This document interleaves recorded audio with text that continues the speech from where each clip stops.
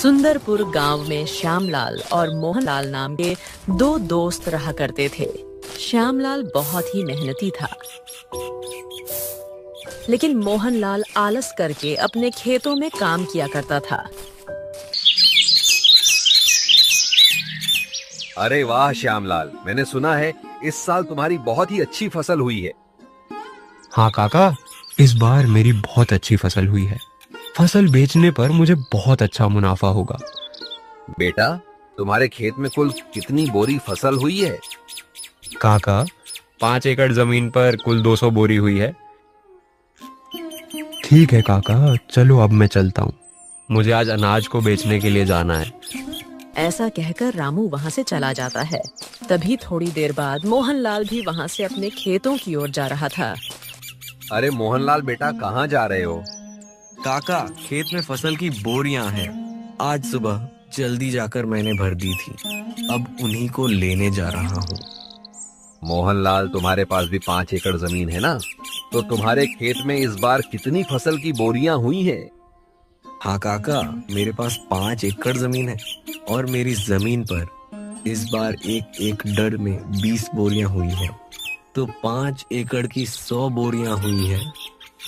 क्यों मोहनलाल बेटा, तुम्हारे खेत में 100 बोरी की फसल ही क्यों हुई है? तुम्हें पता है, तुम्हारा दोस्त जो श्यामलाल है उसके पास भी 5 एकड़ जमीन है।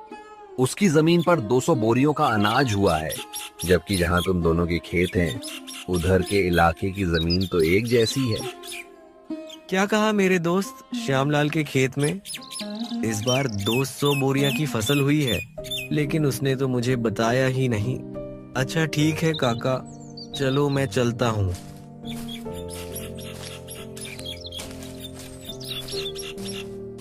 फिर शाम को मोहनलाल अपनी फसल बेचकर अपने घर लौट जाता है।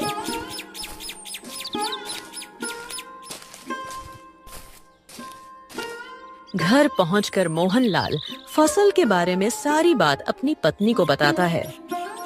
मुझे पता है आपको ज्यादा बोरियां का नुकसान क्यों हुआ है, क्योंकि आप अपने दोस्तों की तरह मेहनत नहीं करते, इसलिए आपको ज्यादा बोरियों का नुकसान हुआ है। क्योंकि आपका जब मन होता है आप तभी खेत पर जाते हो, और अगर ऐसा ही रहा तो कैसे चलेगा? अरे भाग्यवान, इसमें मेरी भी क्या गलती है? मुझसे जितना होता है मैं वह सब कर लेता हूँ। अब मुझे तुम ही बताओ, मैं इसके अलावा क्या करूँ? आज आप अपनी जमीन को बेच दो और श्यामलाल के पास वाली जमीन को खरीद लो। अगर श्यामलाल की जमीन 5 एकड़ है तो आप भी पूरी 5 एकड़ जमीन को खरीद लो, और श्यामलाल से कहो कि अब हम दोनों पूरे 10 एकड़ जमीन पर एक साथ मिलकर काम करेंगे, और जो भी मुनाफा होगा दोनों बराबर बांट लेंगे। हाँ, तुम यह बात बिल्कुल सही कह रही हो। मैं कल ही श्यामलाल के पास जाकर इस बारे में बात करूंगा, और मुझे जहाँ तक पता है श्यामलाल मेरी इस बात को टालेगा नहीं। फिर अगले दिन सुबह होने पर मोहन अपने दोस्त श्यामलाल के यहाँ जाता है। भाई श्यामलाल, कैसे हो तुम? मोहनलाल, मैं अच्छा हूँ। तुम बताओ, तुम सुबह सुबह यहाँ कैसे आ गए? श्यामलाल, हम और तुम दोनों बचपन के बहुत अच्छे दोस्त हैं, तो मैं सोच रहा था कि मेरी जमीन को मैं बेच दूं और तुम्हारी जमीन के पास ही जमीन खरीद लूं, वह भी तुम्हारी जमीन के बराबर, पूरी 5 एकड़।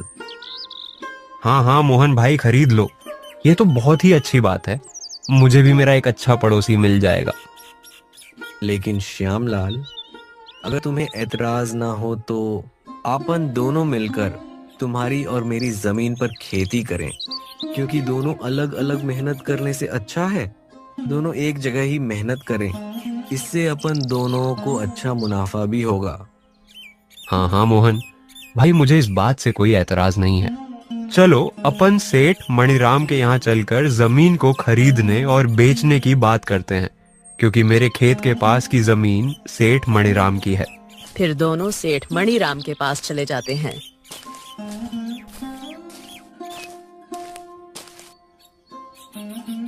सेठ जी, श्यामलाल के पास वाली जो जमीन आपकी है, मुझे उस जमीन को खरीदना है। तो खरीद लो, हमने कब मना किया है, लेकिन जमीन खरीदने के लिए पैसे लेकर आए हो। दरअसल सेठ जी, बात ऐसी है कि मैं अपनी 5 एकड़ जमीन बेचना चाहता हूँ और श्यामलाल के पास वाली 5 एकड़ जमीन खरीदना चाहता हूँ। तो खरीद लो, मुझे कोई दिक्कत नहीं है, लेकिन मेरी जमीन के बदले मुझे तुम्हारी जमीन और 5,000 रुपए चाहिए।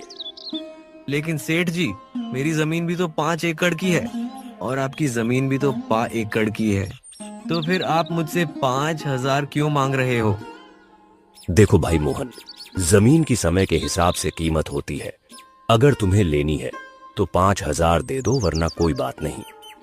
ठीक है सेठ जी, चलो आप 5,000 ले लेना, लेकिन आपकी वह जमीन मुझे दे दो। फिर मोहनलाल सेठ मणिराम से उसकी जमीन खरीद लेता है।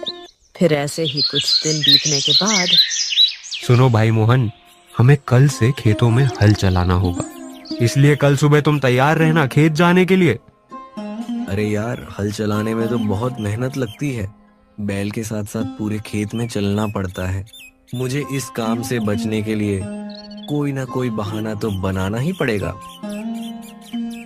अरे सुनो भाई श्याम, आज मेरी पत्नी के पिताजी का देहांत हो गया है और मुझे 12 दिन के लिए उनके वहां जाना पड़ेगा, और अगर मैं वहां नहीं गया तो अच्छा नहीं लगेगा। हाँ मोहन भाई, ये बात तो सही है। वह तुम्हारे पिता समान है, तो तुम वहां चले जाना। तुम्हारे हिस्से का काम भी मैं ही कर लूंगा, तुम बेफिक्र होकर चले जाओ।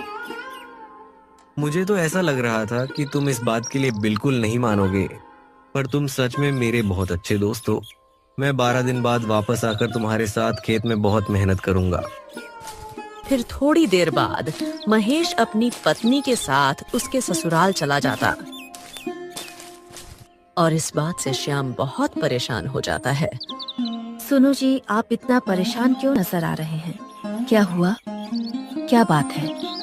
अरे कुछ नहीं मोहन, अपनी पत्नी के साथ उसके मायके गया है और खेत में बहुत काम पड़ा है। अरे तो आप परेशान मत होइए, वो जब तक नहीं आते मैं आपके साथ खेत में काम करवा दूंगी। फिर अगले ही दिन से श्यामलाल अपनी पत्नी राखी के साथ मिलकर हल चलाने का काम शुरू कर देता है। फिर कुछ दिन बीतने के बाद श्यामलाल मोहन की यहाँ जाता है। सुनो भाई मोहन, बारिश के दिन चालू हो गए हैं और थोड़ी थोड़ी बारिश भी आने लगी है, तो मैं सोच रहा हूँ अपन दोनों मिलकर बारिश के पानी के जाने के लिए रास्ता बना दें। अगर अपन पानी के जाने के लिए रास्ता बना देंगे तो अपने खेत में बारिश का पानी एक जगह जमा नहीं होगा। अरे लेकिन श्यामलाल भाई, मुझे आज बहुत जरूरी काम है। अरे क्या हुआ मोहन भाई, इस समय तुम्हें ऐसा कौन सा जरूरी काम आ गया? अरे हाँ, मैं तुम्हें बताना तो भूल ही गया था। मुझे तुम्हारी भाभी को लेकर शहर में डॉक्टर के यहाँ जाना है, क्योंकि 2-3 दिन से तुम्हारी भाभी की तबीयत बहुत खराब चल रही है। ठीक है मोहन, तुम चले जाना, मैं यहाँ का सारा कामकाज देख लूंगा। फिर महेश अपने मन में सोचता है, अरे वाह, ये तो मेरी इतनी जल्दी ही बात मान गया, मेरे हिस्से का काम भी करने के लिए तैयार हो गया। दोनों मिलकर खेती बाड़ी करेंगे। यह तरकीब मेरी बिल्कुल सही रही, नहीं तो मुझे अकेले ही खेत में इतना सारा काम करना पड़ता। क्या सोच रहे हो मोहन भाई? तुम चिंता मत करो, मैंने कहा ना, मैं यहाँ का सारा कामकाज देख लूंगा। तुम निश्चिंत हो कि भाभी को डॉक्टर को दिखा लाओ। वही तो मैं सोच रहा हूँ कि सारे कामकाज तुम्हारे ऊपर छोड़कर शहर जाना मुझे बिल्कुल अच्छा नहीं लग रहा, मगर क्या करूँ, जाना तो पड़ेगा ही। फिर मोहन अपनी पत्नी को लेकर शहर चला जाता है। वो दूसरी ओर श्यामलाल बारिश में भीगता हुआ अपने खेत में बारिश के पानी को जाने के लिए रास्ता बनाने लगता है। फिर रात होने पर, सुनो जी, मुझे ऐसा लगता है जब अपने खेत में कोई काम नहीं होता है तो आपका दोस्त मोहनलाल घर पर ही रहता है, और जैसे ही आपको खेत में कोई काम होता है वह कोई ना कोई बहाना बना लेता है। मेरा शक बिल्कुल सही है, वह जानबूझकर बहाने बनाता है और शहर चला जाता है।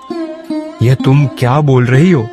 तुम ऐसा बोलकर मेरे और मेरे दोस्त के बीच झगड़ा करवाना चाहती हो? वह मेरा बचपन का दोस्त है, वह मुझे कभी धोखा नहीं दे सकता।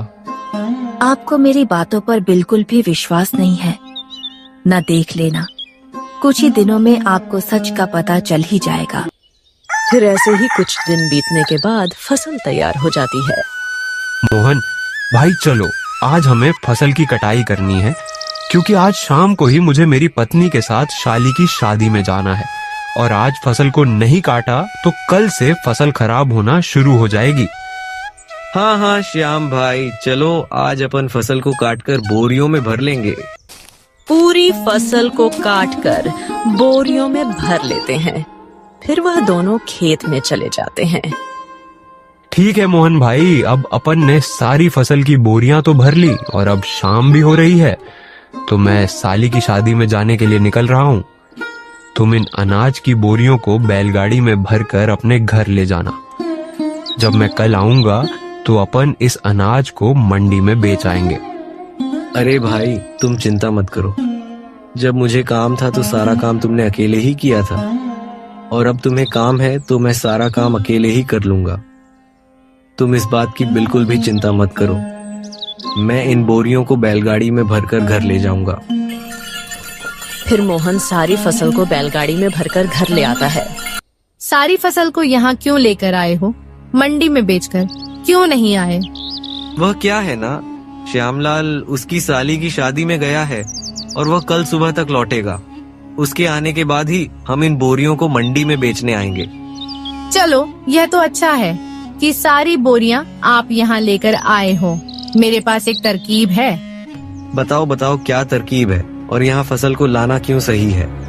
देखिए, आपका दोस्त कल सुबह तक नहीं आने वाला, और इतने में अपन इन सारी बोरियों को अपने घर के पीछे वाले कमरे में रख दे तो सारी फसल का पैसा केवल अपना होगा। हाँ यह बात तो तुम बिल्कुल सही कह रही हो, लेकिन अपन श्यामलाल को क्या बोलेंगे कि सारी फसल कहाँ गई? अरे इस बात की आप चिंता मत करो। कल सुबह जब आपका दोस्त फसल लेने के लिए आएगा तो बोल देना कि सारी बोरियां घर के बाहर ही रखी थी और पता नहीं यहाँ से कौन चुरा कर ले गया। बस इतना ही बोल देना। इसमें आपका दोस्त क्या ही कर पाएगा, वह कुछ नहीं बोलेगा। अरे वाह भाग्यवान, तुम कितनी अक्लमंद हो, तुम्हारा कितना दिमाग चलता है। मैं तो केवल खेत में काम करने से ही बच रहा था, और तुमने तो सारी फसल को ही अपना बना लिया। वाह भगवान वाह। आप इस काम में बिल्कुल भी देरी मत कीजिए। आप सारी बोरियों को बैलगाड़ी से उतारकर घर के बाहर ही रख दीजिए, ताकि गांव वाले भी देख सके कि बोरी आपने घर के बाहर रखी है। फिर रात होने पर अपन दोनों मिलकर बोरियों को छुपा देंगे। फिर रात होने पर दोनों पति पत्नी मिलकर सारी बोरियों को घर के पीछे वाले कमरे में छुपा देंगे। फिर अगले दिन सुबह होने पर श्यामलाल मोहनलाल की यहाँ आता है। अरे मोहनलाल भाई, तुमने सारी बोरियां कहाँ पर रखी है? चलो आज अपन उनको मंडी में बेच आते हैं। हाँ हाँ श्यामलाल भाई चलो। फिर वो दोनों घर के बाहर जाते हैं। अरे बाप रे, मैंने अनाज की सारी बोरियां तो यहीं रखी थी, कहाँ गई बोरियां? अरे मोहन लाल भाई, तुम ये क्या बोल रहे हो? कहाँ है सारी बोरियां? मुझे नहीं पता, मैंने सारी बोरियां कल शाम को यहीं लाकर रखी थी। मैंने सोचा था कि यहीं से सारी बोरियां उठाकर अपन मंडी में बेच आएंगे, लेकिन अब क्या करेंगे, अपनी सारी बोरियां तो चोरी हो गई। क्या अपनी सारी अनाज की बोरियां चोरी हो गई? हाँ, यह चोरों का ही काम है, नहीं तो यहाँ पर रखी हुई बोरियां भला कौन लेकर जाएगा? मोह भाई, तुमने यह क्या किया? पूरे 6 महीने की मेहनत को तुमने चोरों के हाथों में सौंप दिया। मुझे तुमसे ये उम्मीद नहीं थी। अरे श्याम भाई, यह तुम क्या बोल रहे हो? तुम तो ऐसे बोल रहे हो जैसे उस फसल में तुम्हारे अकेले का ही हिस्सा था, और मैंने चोरों को जानबूझकर वह बोरियां हाथ में दे दी। उस फसल में मेरा भी तो हिस्सा था, नुकसान मेरा भी तो हुआ है। हाँ, यह बात भी बिल्कुल सही है। चोर अपने दोनों का ही हिस्सा लेकर गए हैं। अपन दोनों को ही बहुत बड़ा भारी नुकसान हुआ है। चलो ठीक है, अब मैं अपने घर चलता हूँ। ऐसा कहकर श्याम वहाँ से अपने घर चला जाता है और घर जाकर चुपचाप बैठ जाता है। क्या हुआ जी, आप इतने उदास क्यों नजर आ रहे हो? क्या बताऊं मैं तुम्हें। फिर श्याम अपनी पत्नी को सारी बात बता देता है। अरे तो कोई बात नहीं, आप चिंता मत कीजिए। अभी खेत में काम करने के लिए काफी समय है। जब तक आप अपने घर के बाहर वाले आंगन में सब्जियां लगाकर उन्हें बेचने का काम चालू कर दो। हाँ, तुम यह बात बिल्कुल सही कह रही हो। मैं अब ऐसे ही हाथ पर हाथ धरा बैठा रहूंगा। घर बैठे रहने से कौन सा मुझे बैठे बैठे पैसा मिल जाएगा। फिर श्याम सब्जियां लगाने के लिए अपने घर के बाहर के आंगन में खुदाई करने लगता है। तभी खुदाई करते करते उसे एक मटका दिखाई देता। अरे, ये तो सोने चांदी से भरा हुआ मटका है। ये तो मेरा अच्छा भाग्य है। अगर मेरी फसल चोरी नहीं होती तो मैं कभी यहाँ सब्जियां नहीं लगाता और ना ही यहाँ जमीन पर खुदाई करता। अगर इसमें से एक सोने का सिक्का भी बेच दिया तो मेरी फसल के बराबर मुझे पैसे मिल जाएंगे। फिर श्यामलाल अंदर जाकर सारी बात अपनी पत्नी को बता देता है। ये सब भगवान की ही कृपा है, क्योंकि आप बहुत मेहनती इंसान हो। मेहनत का फल हमेशा मिलता ही मिलता है। और उधर दूसरी ओर मोहनलाल। सुनो जी, आज रात को अपन इस फसल को मेरे भाई के यहाँ ले जाएंगे और रात में वहीं रुक जाएंगे। फिर कल सुबह इस फसल को शहर में ही बेच देंगे। हाँ हाँ, तुम बिल्कुल सही कह रही हो, अपन ऐसा ही करेंगे। फिर रात होने पर मोहन और उसकी पत्नी दोनों उस कमरे में जाते हैं तो देखते हैं उनकी सारी फसल की बोरियां खराब हो चुकी हैं। अरे, ये क्या हो गया? अपन ने इनको यहाँ छुपाने से पहले यह तो सोचा ही नहीं कि अगर फसल को थोड़ी भी हवा नहीं मिलेगी तो सारी फसल खराब हो जाएगी। ये सब तुम्हारी वजह से हुआ है।